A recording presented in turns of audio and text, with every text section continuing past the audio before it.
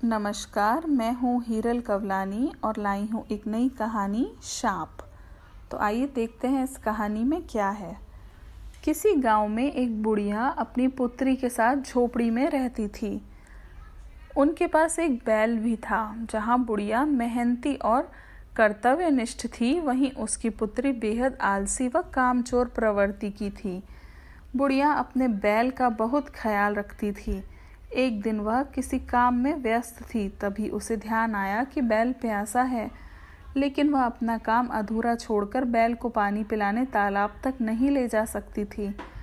उसने अपनी पुत्री से बैल को पानी पिला लाने को कहा, किंतु उसने ऐसा करने से साफ मना कर दिया। बुढ़िया ने अपनी पुत्री को लालच देते हुए कहा, बेटी, मैं अपना काम बीच में नहीं छोड़ सकती, इसलिए तू बैल को तालाब से पानी पिला ला। वापस आने पर मैं तुझे हलवा खिलाऊंगी। हलवे के लालच में उसकी बेटी बैल को पानी पिलाने के लिए तालाब तक जाने को तैयार हो गई। तालाब उसके घर से कुछ ही दूरी पर था।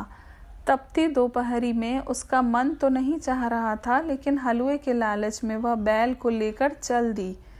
कुछ दूर चलने के बाद उसके दिमाग में कुविचार आया कि बैल को आधे रास्ते से ही वापस ले चलती हूँ और माँ से कह दूंगी कि उसने बैल को पानी पिला दिया है। ऐसा विचार करके वह वापस अपने घर चल दी। घर आने पर माँ ने उसे हलवा खाने को दिया। वह हलवा खाने लगी, पर बैल बेचारा प्यासा ही तड़पता रहा। गुस्से में आकर बैल ने उस लड़की को शाप देते हुए कहा, जिस तरह आज तूने मुझे पानी के लिए तरसाया है, उसी तरह अगले जन्म में तू चातक पक्षी बनकर हमेशा पानी के लिए तरसती रहेगी।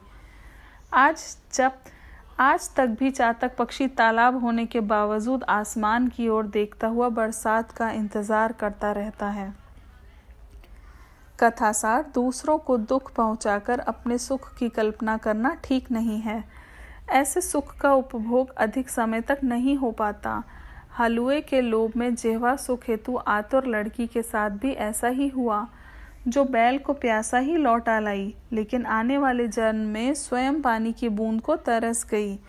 यह सत्य भी है। देखा जाता है कि चातक पक्षी केवल बरसात का ही पानी पीता है, अन्यथा तो क्या धरती पर कूप, नदी, तालाबों की कमी है जो वह अपनी प्यास नहीं बुझा सकता है।